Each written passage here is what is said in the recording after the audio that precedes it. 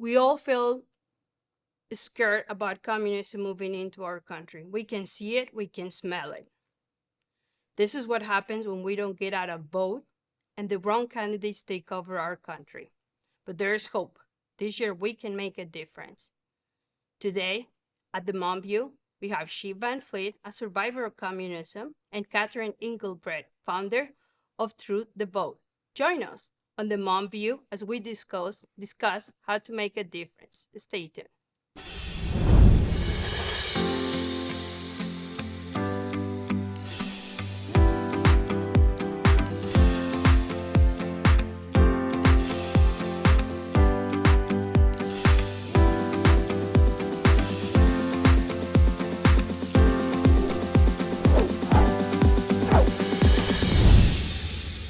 And welcome back to the Mom View. This is a really big topic. You did a great job introing this because it's kind of heavy, but it's really important. This idea of communism taking over America is a serious conversation. It's in our schools, it's in our culture. And it's very, very scary, right? Is. And most people, I don't know if they just don't want to hear it, they don't want to see it because it's so scary that you don't want to think about it. Well, they're there looking at us like tinfoil hat wearers, you know? And I think as Americans, we've had freedom for so long, we always feel like we're protected. But until we hear your story or your story, we don't really get it or understand it. That's why this is so important. That's why we're thrilled to have Shiv Van Fleet on the set today. We just love having you. Your story is so powerful. And there are a lot of things that I've read about communism. I've studied it for some time. The Naked Communist, the Communist Manifesto, a must read. But there was a book that I read, and Alexander Solzhenitsyn, he's written several books. The one that I really have just highlighted and written in the margin is Warning to the West, because that's exactly what it was. And I just want to read a quote from that book. It's a bit long, but it's really necessary to hear this. It is astonishing, he said, that communism has been writing about itself in the most open way and black and white for 125 years. And even more openly, more candidly in the beginning. The book Communist Manifesto, for instance, which everyone knows by name and which almost no one takes the trouble to read, contains even more terrible things than what has actually been done. It is perfectly amazing. The whole world can read. Everyone is literate. Yet somehow no one wants to understand. Humanity acts as if it does not understand what communism is, as if it does not want to understand, as if it is incapable of understanding. And I think that's the reason why your story is so powerful. And the book that you've written, Mao's America, communism took over in China. And you lived through that personally. And I think hearing someone's personal story of how that happened will help people understand how it's happening here and how it could happen in anywhere. Absolutely. And my book also entitled Mao's America, A Survivor's Warning. We have been warning Americans, the survivors of communism. We lived through it. We want Americans to know it's here. Listen to the voice. Yes. So what was how did it come to your country? You were just a child, right? When it happened? No. I was not even born. Okay. I always tell people, I did not choose communism. I was born into the slavery of communism, but my parents did. They chose communism. Right. They were the same progressive youth today. They thought communism was the solution and was the answer for China's problems. So the solution to what? What were the problems that China was facing at the time? Well, China, of course, you cannot compare with America. And it was, there was just nonstop war and civil unrest in China, and a war between the warlords and a war with the Japanese. So there's a lot of suffering, and there's a lot of hunger, and there's a lot of dissatisfaction. So people thought communism was their solution. So they supported the CCP because CCP promised the heaven, the paradise, the communist paradise. And so that's a lesson. That is the story. That's not my story, because my story is living through the Cultural Revolution. But now I'm more thinking that is a more relevant story. We are now in America. We are the one, like my parents' generation. We are making the choice. Yes. What do we choose? Do we choose to preserve our freedom, or do we choose communism? But a lot of people are making the choice of choosing communism without even knowing. That's what they do. So And that's the danger. we were speaking at an event together, and it was Women's History Month, so it was talking about the women, and you brought in a lot of aspects of the Cultural Revolution that I completely missed. And it was about the children. It was children that were the Red Guard, not these men in uniforms. People didn't understand that, how powerful Mao was with his little red book. But I kept wondering, how can you close down the schools and move children into all these little clubs where they're reading this book? How does that happen? And when you brought in the woman component, that was like, oh, well, that makes perfect sense. So the women were oppressed in China, right? Yeah. And so he liberated the women. You won't have to have your feet bound anymore. You won't have to work in the fields. We're going to liberate you. From not from the system, also from your husband, from Right. the patriarchy. Yeah. That sounds really good. Yeah. Well, if he's the one, and in that culture, it was that women were very oppressed, and there were changes that need to be made, and Mao took advantage of it. Absolutely. And he came in and he's like, I got this. I'm going to free all you women. And then it was the women that pulled in the children and started teaching them in all of these clubs that created the Red Guard and this whole entire movement of children taking over the country. Yeah, the women played a very important role in the revolution, actually. And it's the women that sent their children to join the Red Army to support the revolution. And because they believed they will be They were liberated. doing something good. Yeah, they will be liberated. Also, after the Chinese Communist Party take over, they also used women. Right. They used the women to start all this political campaigns, such as the land reform. They get the women to go to the struggle session to help the others to join them, to denounce the so-called the so-called oppressor class, the landlord. You have to talk about these struggle sessions. I remember I've never heard of anything, a struggle session. But now it's here. It's right, here. it's here now, and you saw it firsthand there. Yes, and I saw it firsthand because it started very early on in the Chinese Communist Party history. It is a format. That is, their methodology is using struggle session to denounce the enemy, and by doing so, they get all the masses to join. And then basically it's an education session to show the rest of the villagers or the people that if you do what this guy do, and that's what you're going to get. You're going to get denounced. You're going to get beaten. You might get killed. That is right now we're on the denounce. Denunciation. And now we have it in America, and it's public humiliation. And a lot of people said the wrong thing, and then they have to go through the struggle session and then go online and admit their wrongdoing. Right. And that is just modern day version of the struggle session. Right, kind of almost like when you have to apologize that you're white, or you have to apologize for this. You have to now make these public apologies. Otherwise, you will lose your job, or you lose your credit rating, or your family will be harassed, or the weaponation of government. You're confession. This, that's called confession. So Myra sees this all the time, and she's very involved in the pro-life world, and the things that she sees in all these countries where she's working. You're just telling me a story earlier about a woman who was escaping. Yeah, from Colombia, their political asylum here in the United States, and that's because the husband was working for the other political party, so they had to escape the town they were at, before they got killed, because it's still happening. It happened. I mean, it's happening in our country. Look at all these pro-life people who were protesting at abortion facility now facing prison, right? Because they were protesting. And when is a grandma? People don't really realize this. This woman who's 84 years old, and she's going to go to prison because she was standing outside praying in front of an abortion clinic. I mean, this is crazy, and it's exactly what you saw in China. So this is the thing that just blows my mind. It's just like Alexander Swarskin, when he's talking about this and he's warning people, you're doing the same thing. And I saw you, the first time I saw you was when you showed up at the school board meeting and you spoke and you said, this is exactly what you are doing, is exactly what happened in China. And everybody just dismissed you and marginalized you and even attacked you for speaking truth. Another thing that you said that I found very profound was this transgender movement. there's so much that you presented in that one speech that I was just blown away by. That Mao's wife started out looking very feminine, and within 20, 30 years, she looked like a man. Absolutely. And that's the model for Chinese. Right. And so Mao, here we are denouncing so-called toxic masculinity.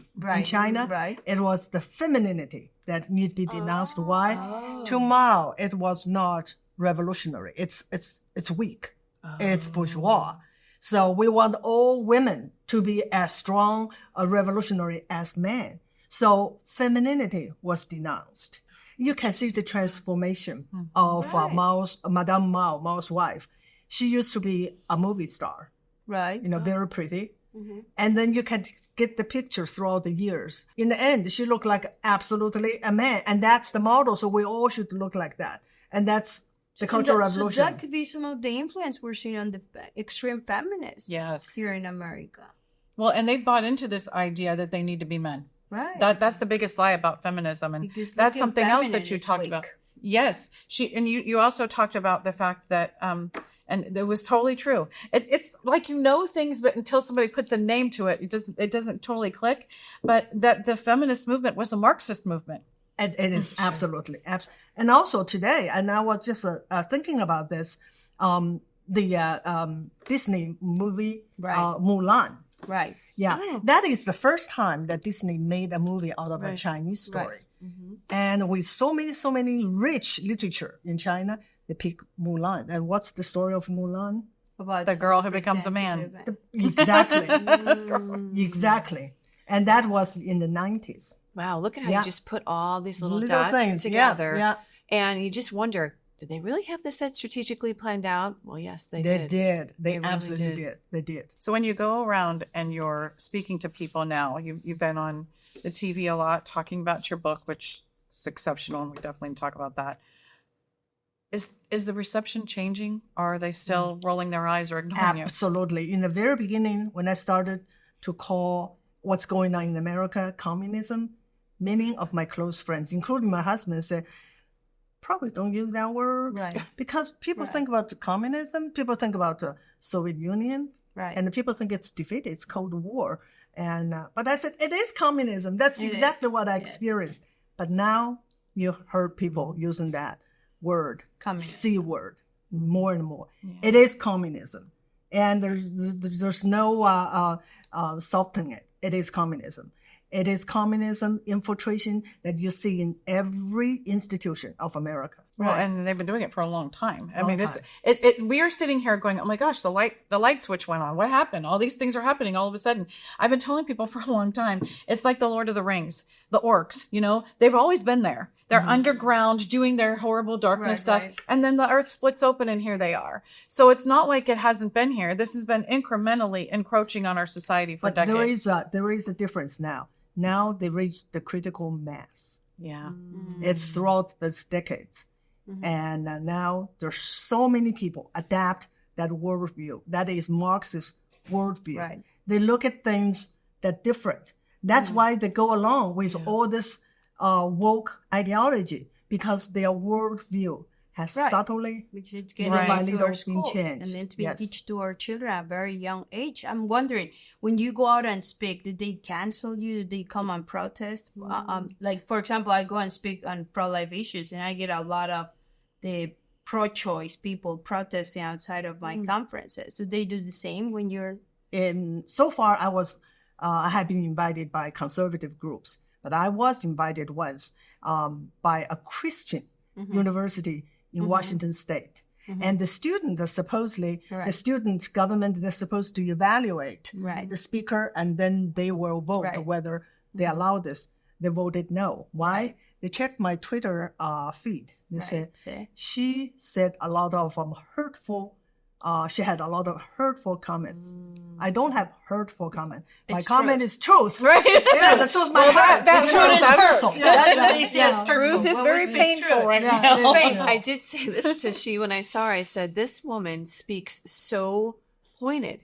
And I think there's no time left to be soft on this. That's right. And she said, I'm not soft. cannot I'm be soft. pointed. And I think it's like an emergency. Yes. Communism is here. It's embedded. We have to hear your stories about how incredibly horrible it is. Otherwise, as Americans, somehow we'll give it all up and we'll sign up for it. Just like our kids now in this generation are considering it. I remember talking to a young person, they said, I just don't think socialism, communism is that bad. So we had a good little one-on-one there because They they have just don't get it. romanticized what it meant. Just like she said, they make it sound pretty. They make it sound that we need it. And we can wait to hear more about your book and your story when we come back from our break at the Mom View. Do you think America is having an identity crisis? Yes, very much so. My people perish for lack of knowledge. There's a lot of targeting of conservative children. That they're coming after the children. It's like, you know what? We have to do something. This is war. Professors and students are trained in a particular kind of way, and that there's indoctrination that takes place that you're not aware of. All the curriculum was dumbed down, and we moved away from teaching knowledge, facts, and information, and instead inculcated, indoctrinated kids with attitudes, values, and beliefs that most parents don't believe and don't want their children believing. The globalists that want to reshape the globe are a elite group, a small group of gatekeeper elites. Our children are being formed, they're being shaped by a system that is actually designed to turn them away from God, to turn them away from the principles that are at the foundation of our country, really even to turn them against their families. That the condition of the land is always directly related to the condition of God's people's hearts. And so we're now maybe facing national judgment. Now what we're up against is the establishment. We see that we need to have some kind of a healthy revolution. We would always say a non-violent revolution, but there has to be a revolution. Otherwise, we're going to go down because these foxes are part of a world order. They're globalists, they're not Americans, and they'll sink this ship. Just think of the power of those three words, just a mom. You are fighting for something that means more to you than anything in the world, your children. There are patriots like you and me fighting against the globalist agenda in order to preserve our republic. I want you to meet them and be inspired. Are you ready? Let's go.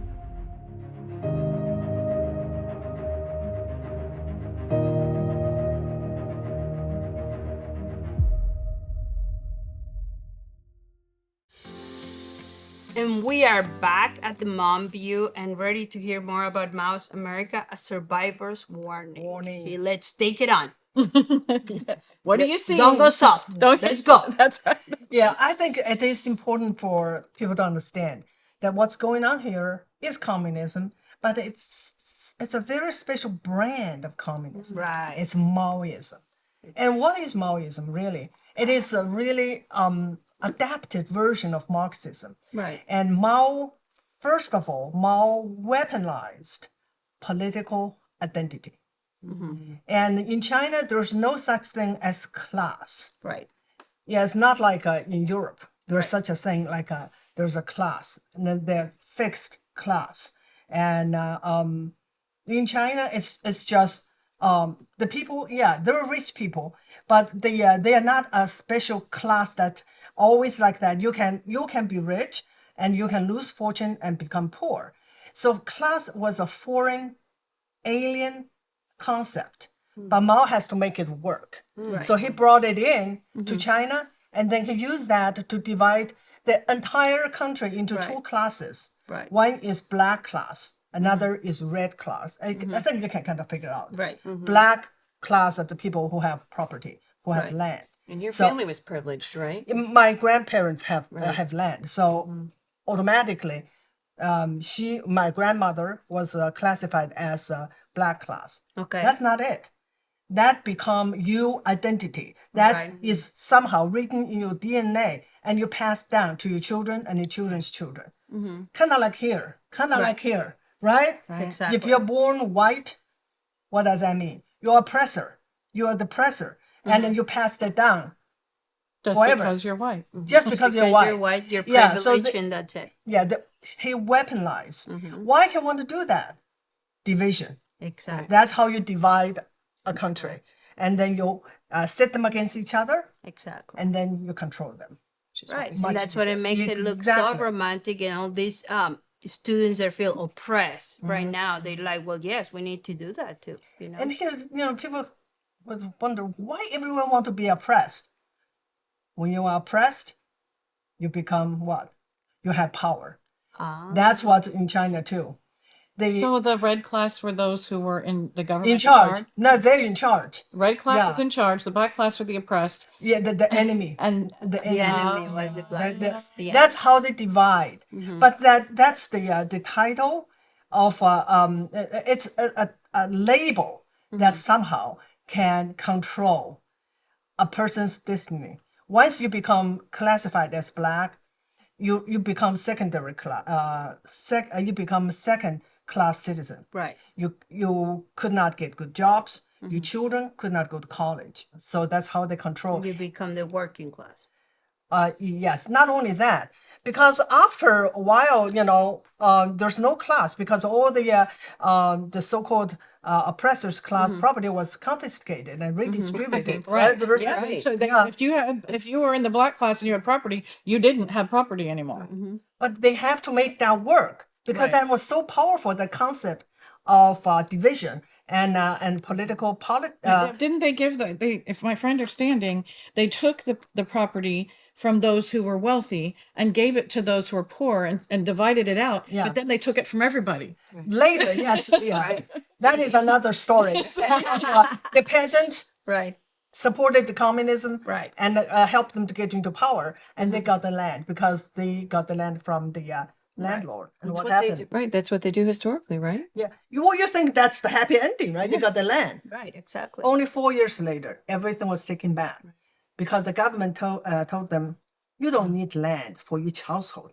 We just get together. We all own all the land. And that's what they call the people's commune. The people now own everything. Except it's really only the people in charge that own everything. It's the state. And they control every aspect of it. Even today, there's no single person owns an inch of land in China. And of course, the CCP, they own everything. They talking about stolen land. That's what happened in China. You know, the CCPs, they stole the land. America. And now they own it. Yeah. Right. So you see, and you bring up a very good point, that China is buying up a lot of our own land here in the United States. The CCP. You're right. The It's the CCP. Chinese Communist Party. It is not the communist people. The Chinese people. The Chinese people will never get anything. Right. It's always the party. So that's one thing. That's the weaponized political identity to divide people. Right. And the other is cancel culture. So this is why in China Cancel everybody culture. wants to be a part of the Chinese Communist Party because you get a place to live, It's a ruling you get class, you yeah. get things, you get to eat, you get to have a decent life when you join the red team. But if you don't, then you get nothing. You're ostracized. You're pushed aside, and that's what they're trying to do in our country here.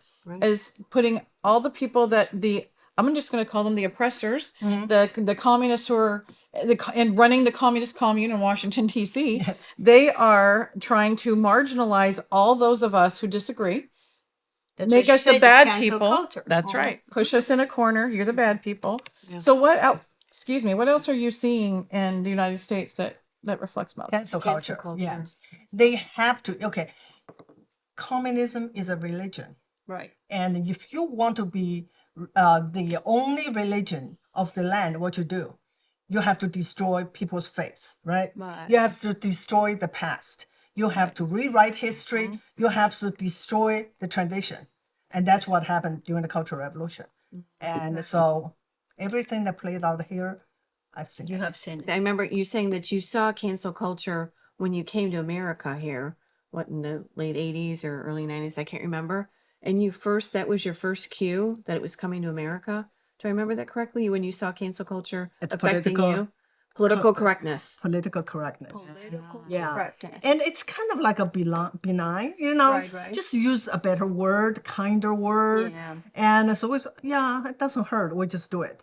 And then they keep demanding more and more. And their rule change. We never know, right? We never know what is the next, the right word. That's little by little. They control our thought. They control our tongue. They've written science fiction books about this. They're now becoming reality. And the scary part is that you survived because you left China. Yeah. Where are we going to go? I know. That's people like us, we know. Where are we gonna have a go? place to escape to. And when this falls, Well, this is You where the have to- whole that's entire there. world Escapes is from. escaped. Okay. Yeah, Exactly. they That's- escaped yeah, here. that's We are the only hope. people ask me, what's my goal? Right. Is your goal to defeat Chinese Communist Party? Yeah, that would be nice. That will be an ideal. But my goal is Mm-hmm. to save America. Because this is where we all come from. When we come from countries that we have been oppressed by the government, right? By a political party. In my country, it's the cartel, which is not communism, but it is, close enough, Oppression, right? right. Oppression. So, and just like I said, so where are we gonna go if we let them take over? Well, Also, there's nowhere else to go. We ain't going to That's why we Canada. have to preserve it here. I know I keep telling people about this everywhere I go, but when I was in Europe speaking at an event, 23 countries were represented, and every single one of them said, if America falls, we all fall. Our countries are done. Absolutely. We have no hope without America. And that's why I think you have a very good goal. I'd like to defeat the Chinese Communist Party we too. will, unless If we don't stop it here in America and save Yeah. America, we have no chance have no of chance, stopping it. yeah. So there's something that I've been because we've been speaking together, that I talk about Hitler, Stalin, and Mao, and the things that they did, and I don't. When we go out and we talk as Moms for America and the various different states, our Mama Bear training, the first 15 minutes is a history lesson on Stalin and Hitler and Mao. And I tell them, there's the most heinous despots of our time. This is what they did. And all I have to do is say, this is what they did. And their jaws are to the floor. Right. And they realize immediately, this is what's happening in America. And I always tell them, of the three of them, well, and you can throw in Lenin and make four, but of those four heinous despots, the worst was Mao. Absolutely. And we don't talk about him enough. Right. We don't talk about what happened in China. Exactly. And when I tell them, he wrote a little red book. He started all these little clubs. He rallied the women together, and the Red Guard were children, and they're like, what? They didn't know. They really think because we think that the Red Guard, we think it's men in uniforms and weapons. It was children, 6, 7, 8 years old. not only children, girls. Girls. That's right. It was That girls is, and boys. this is very important for people to know. Interesting, yeah. Because and the CCP really destroyed femininity. So all little girls become like boys, and they want to outdo boys. So the first killing in the Cultural Revolution of a teacher, of a principal, was done by teenage girls. Oh my God. Girls. Didn't Yeah. know that. Well, the other thing that he had done is he put his wife in charge of purging the country of all Western influence. He had convinced the kids, you're the new. We have to get rid of all the old because now you're the new. And so they went through the country rampaging, tearing down statues, burning buildings, burning documents, burning books. And when I tell this to moms, they're like, oh my gosh, That's happening. reflective. And the riots of 2020. Civil unrest, yeah. That unrest. It's Cultural Revolution. Exactly. Yeah. That's what I say. How do we save America? We have to start with telling the truth, telling the stories of the horrors of communism. Nothing happened here in America is new. Nothing is new under the sun, as it says, right? It goes. It's happened before. It's the same playbook. Absolutely. When people read about, like my book, they'll say, oh my God, they used the same tactic before. And what's the result? Here we wonder what will happen if this goes on. Well, we know the result. China was destroyed. Our civilization was destroyed, and family destroyed. And the fact still can be seen today. How And many years? 20 million people died. 20 million people have Yeah. died in how many years? It's still looking the same. Yeah. It was a 10 years Cultural Revolution that destroyed China. I just want to go back to something you said earlier, because I think this is really important. We have a very unique time in our history. And the kids, we're starting over again with the alpha generation. I don't know if you know that, but even Gen Z, they are very freedom-minded. And they're looking around going, something's not right. They don't know what it is, but they're asking a lot of questions. And I always tell people, don't look at them like they're stupid. Don't roll your eyes. Answer the questions, because they really want to know. And one of the things that they're very freedom-minded. So when you say things like China, there's not one single person in the entire country of China that owns property. Not one single person. Land, I'm saying land. Yeah. The government can dictate to your business how you're going to run it, how many days you're going to operate, what you're allowed to sell. Yeah. The Chinese Communist Party rules over everything. You try to tell a child that they can't, use the cell phone that they want to use, or how many hours they're going to be able to use it, and they're going to be like, oh no, that's not going to happen. They are very freedom-minded. We have got to attach the past to the present so that we can preserve our future. Exactly. Education, that is the key. And learning history is the key. Well, we have to stop not talking about it. That's the thing. I mean, Mao is the one we should be talking about the most. Absolutely. I mean, Hitler and Stalin, and they were all bad enough. But Mao, he was very devious, very smart, and very effective. If we know how he did it, then we can counter it. But if we don't even talk about it, then we lose. Of course, they don't want to talk about it because they want to use his playbook. They are using his playbook. Yeah, therefore so it's called Mao's everybody America. needs to read the book. Hold that up again. This book, so good. And just reading about what the book's about in the front cover is good. And she's story. This is a real story of someone who's actually lived through this time. So if you want to be able to preserve what we have, the freedoms that we've been given, read this book, find out what they did, how they did it, and let's stand up and counter it. Education is the key. Yeah. We Can I say one more thing? Yes, ma'am. I think there's only two ways to find out. One is learn history and learn the lessons and the mistake And of don't people in let the past. history repeat. Or find out yourself. That's right. But by then, I would rather it not would be find too out. late. Yeah, It I would would be too rather late. not find out next. Yeah. I don't want to experience it myself. And we don't have a place to go. No, That's If we right. let No. communism take over America, we won't have a place to go. That's right. what we fear. We fear that we're going to have to live through this, and we've got to stop it. And thank you so much for sharing your story all across the country and writing this book and speaking out so loudly and so bold with such good boldness. Don't stop being Not loud and bold. No time to be soft. That's right. Well, there are solutions, and one of the big solutions that we have to all the oppression that's coming our way is a changing of the guard with our vote. We have the ability to cast our vote to make sure that our values are represented, our freedoms are preserved, and our children are protected. And we're going to talk more about that with our next guest, Catherine Engelbrecht, who's going to be joining us right here on the Mom View, and we'll be right back. We've all heard the old saying, every vote counts, right? Well, maybe you think your vote couldn't possibly make a difference. Maybe you think your one vote is insignificant or irrelevant. You are not insignificant, and your one vote can have a huge impact. Moms like us care deeply about our children and grandchildren. Our culture, our values, the economy, and our freedoms are all extremely important to us. As moms, we must be engaged. We need to vote our values. Yes, every vote does count. And when we unite our one vote with the votes of moms all across the country, it's no longer just an election. It's a movement.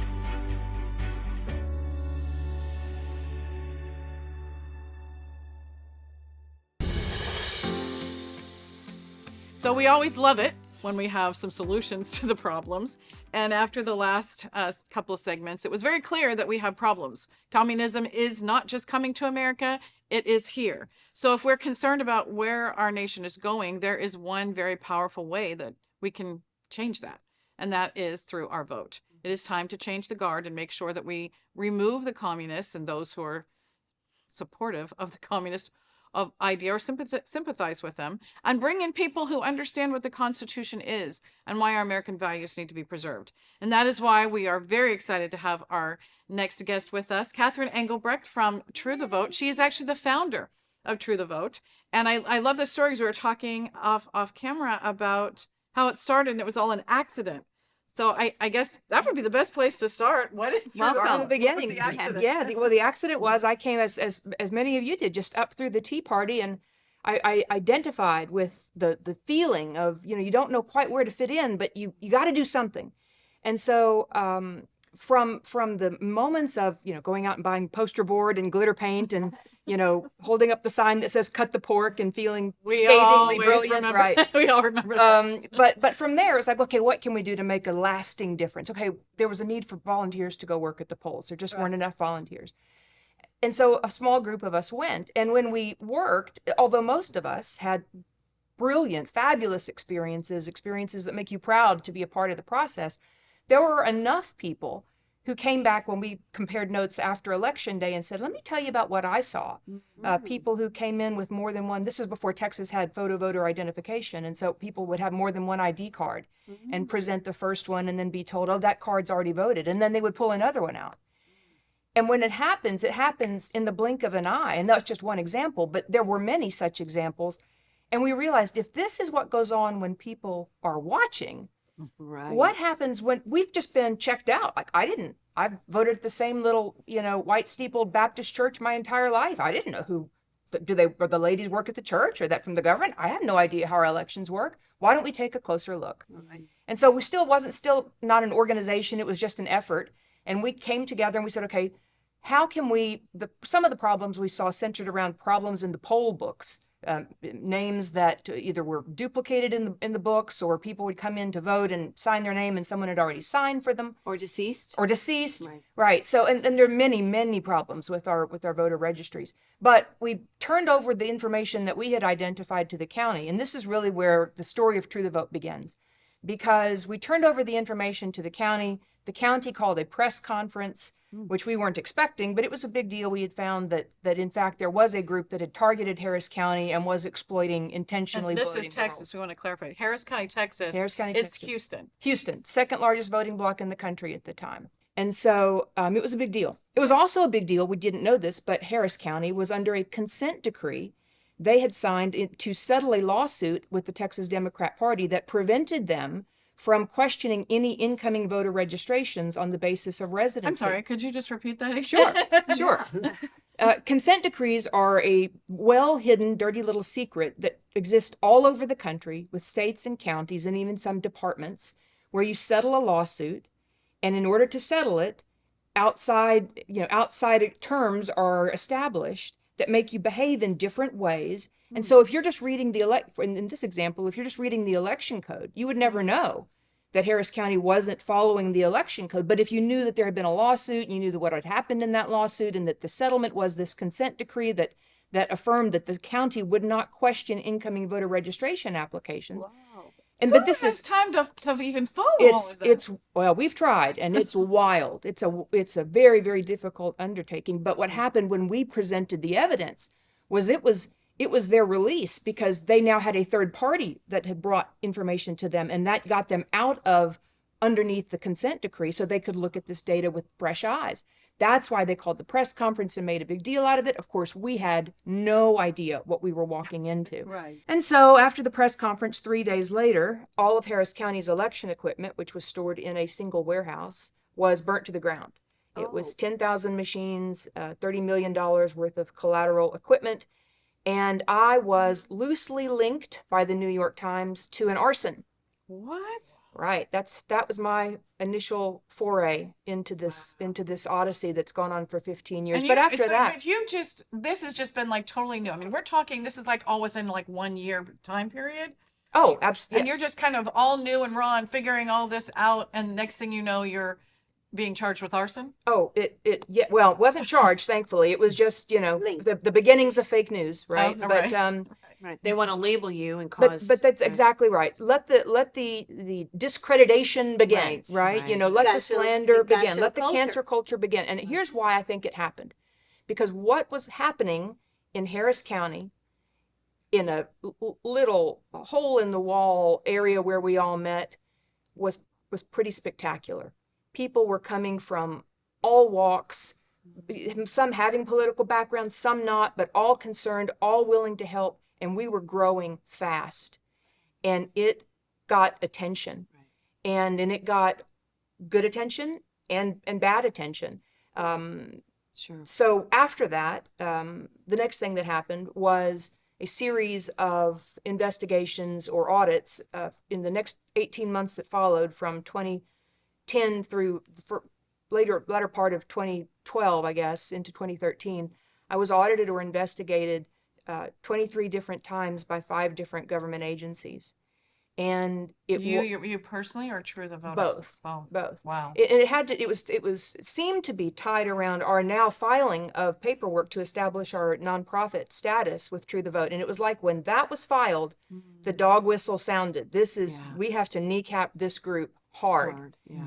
We're going to shut you down. Yeah. And it was a lot, because the stigma associated with going through that much and not being able to establish as a 501c3, and because it took 3 years to get our 501c3 status, only after we sued the IRS. The reason that you can get 501c3s established so quickly now was because of your lawsuit. Well, thank you for that. Yeah. But I will tell you that I never went looking for any of that. In fact, I remind the Lord of that quite commonly. I didn't go looking for any of this. We all do that. Right. It sounds like it was some very hard times on you. It was difficult, but it was also very, very revealing. Because what could we be so close to? What could we have literally stumbled into that the full weight and force of the federal government was determined to stop us? So have you figured that out since? Oh, yes. It's the power of the people. Yeah. It's the returning of liberty to the people. I get chills just saying it. Which brings me to what we were discussing on the previous segment, right? In your case, many people in different countries run away from that, right? When they start getting chased politically, when they start doing things like that, they grab their things and come to America. That's right. But in your case, where would you go? There's no better place than America. That's right. And we hear from people all around the globe constantly saying, please do everything you can. Yes. Please. In fact, I'm going to be on a show next week out of South Korea for the same. And they're just saying, please do whatever you can to keep the fire alive, you know? Exactly. And it's been a difficult 15 years, but I know now that it's everything that's happened, and there's been a lot, many more stories, but it's all been about what's coming in the next 130 some odd days. It's all been about what's coming in November, and it is an opportunity to bend the arc of history back towards justice. It is an opportunity that we cannot possibly overstate enough the value of our vote, because there are still problems in the process. We can talk about that too. There's still problems, but nothing can stop the power of the people. We just have to believe in ourselves enough to stand up and be heard. Yeah, the whole J6 thing, the 2020, all of these things have been very revealing to a lot of people. And I can tell you, because I go all across the country speaking, I'm sure you do too. And there is a peasant uprising, and that's what they fear the most. And there's nothing more powerful in the United States. The peasant uprising would be the vote.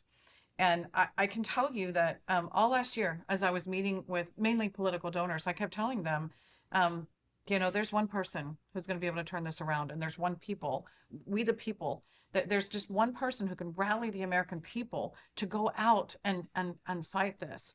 And they're using that person, President Trump, as a platform to make sure that their voice is heard.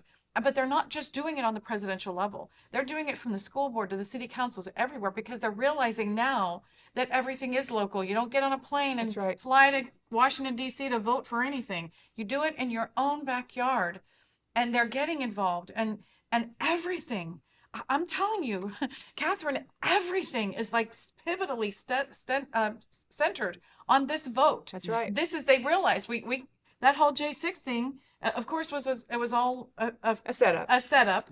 But they realize this, and they know we can't play the way that the other side plays. That's right. It doesn't work well with us. That's right. So okay. But what we can do is shut you down with our vote. That's right. And they are coming out in mass numbers, and that is the peasant uprising that they fear the most, our vote. That is exactly right. They never expect that the American people will stand up and say enough, because for so long we've had it so good, right? The culture of convenience, and it's like we're all, in a Pixar movie, and we all bounce off into the sunset and everything kind of works out. But now we have kicked the can to the edge of the abyss. Right. It's as far as it can go. We have danced with fate, and it has brought us to this point, and it's the time for choosing. It is the moment, and it's the moment that we're all here for. Catherine, I think we're all just terrified of where this is either going to win or we're going to lose, obviously, in November. And moms, what are we going to win or lose? The whole entire country. yes, Really. our future for our kids, America. We just meeting with if America's lost, we all know America is lost if we don't save her in this election. And there's been so much corruption. There's been so much weaponization of the government. We don't know if there ever will be a fair election again. I know you cannot tell us the future, but you are as in on the voting process as probably anyone across the country. Do you see hope? Have you seen change? Do you think things are going to be corrected? Will there be a fair election in your estimation? I don't know. Well, there are a lot of ways to look at that because there are still many process flaws. Right. In many ways, the fraud's been institutionalized. And it's going to take, I tell people all the time, we're going to get well the same way we got sick over time. Right. And I can make a very strong argument that this has been going on since the early 60s when communism began to be taught, in very soft whispers in our universities. Yeah. Right. And since that time, we have seen this weaponization of a process in ways that when you try to fight it in the after, right, and like post-election, it's almost impossible to unring a bell. I mean, and so all that to say, there are still problems. But the only good thing I think that came out of 2020 was a wake-up call. And it started with a bunch of new people that didn't really know the process, had to jump in, feet first, and then get a rude awakening of how kind of messed up everything really is. Yeah. And they have learned and have stuck with it. And over time, as the months and years have gone on, now we see that the majority of America is concerned about what's going on with our elections. And I believe that I think it bodes well for what's going to happen in November. People are going to turn out, but we can't take anything for granted. Correct. We've got to make sure everyone we know is registered. We've got to do all we can to help clean up the voter rolls, which is something True the Vote's working on right now. We've got to make sure that there is no polling place left unmanned, that we have as many multilingual people working at the polls as possible. And it's not just at the polls. It's people working in absentee ballot review. It's people working at central count. All hands on deck. And there are so many ways to get involved that I just voting is great. But if you can do more, this is the time to do it. Leave nothing on the field. And these days are going to fly by. Let's not leave any regrets. Do everything we can. And that's why I'm so thrilled to be here, because we are standing together in ways that we've never seen before. That's right. And I can't tell the future, but what I do know is that there is a change sweeping across this country in a beautiful wake-up call. And I believe that on the other side of this election, we are going to see a renaissance period like we haven't seen in this country in a long time, because we have come so perilously close to losing it all. Yes. But even if we don't, we will be connected and we will survive and we will make this okay. But that is not the outcome that we want. Right. We want a clean sweep and an opportunity to restore the country for our children and theirs. Clean sweep. There you go. So the True the Vote, if people go to the website, does it have opportunities for people to get involved, to show them how? So what is the website? The website is truethevote.org. And anybody that goes there, click on engage, and down will drop all the projects that we're working on. Right now, we're doing a lot with cleaning up the rolls, and there are simple ways. I'll give you a simple example. We have a project called Scan, Check, Protect. It's a quick way. If you're not registered, you can get registered. But also we tell people, make sure that you go and check your record and make sure you're good to go. Make sure it's not so important now after the primaries, but we get reports all the time of people being crossed over into a different party, which gives them grief when they try to go vote, or their record's been inactivated. In some cases, it's not even there. Leave nothing to chance. Make sure your record's good. But also, if you've ever moved to another state, people, rightly believe that when you pick up your affairs and move to another state, that your voter registration is going to get cleared up. It doesn't. It doesn't. And so as you move, you're leaving, all of these registrations in your wake. Yeah. And given now that you've got all of this mail ballot, push towards mass mail out of ballots, it really creates havoc. So that's just one example, but we're working on polls. We're working on the voter rolls. We're working on making people aware about the threat of non-citizen voting and how real that is. We're talking to them about training. And then we have all kinds of outreach and helplines to support people when they're out working in the field. But And the voter fraud, it's very, very real. As someone who grew up in Mexico, and I always say this as a joke, we're the ones inventing voter fraud in Mexico. We don't want that. And it was very hard to stop once it became a thing. Once someone decides during presidential elections, like it happened in Mexico with the cartel, it's very, very hard to stop. This year, it's our opportunity in America to make sure they understand that our voice, our vote matters. It's everything. It's And everything. we are And we can going do with it. everything. We can do it. We'll be right back at the Mom View. What kind of America do you want to leave future generations? What do you want America to look like for your children and your grandchildren?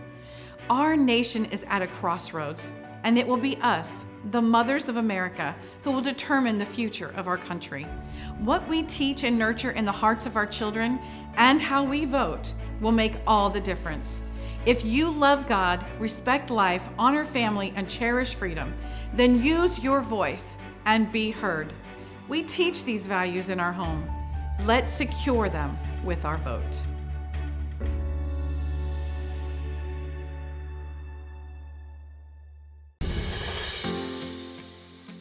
And we are back, and we are going to talk about our conclusions, what we can do. This year is very, very important, but why it's so important to be engaged. Yeah, it's critically important because this is our chance.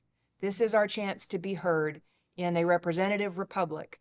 And voting is certainly the most important, but if you can do more, please do. There are so many ways to vote and serve, and do it locally. I know it can be overwhelming. You read the headlines of everything that's going on nationally.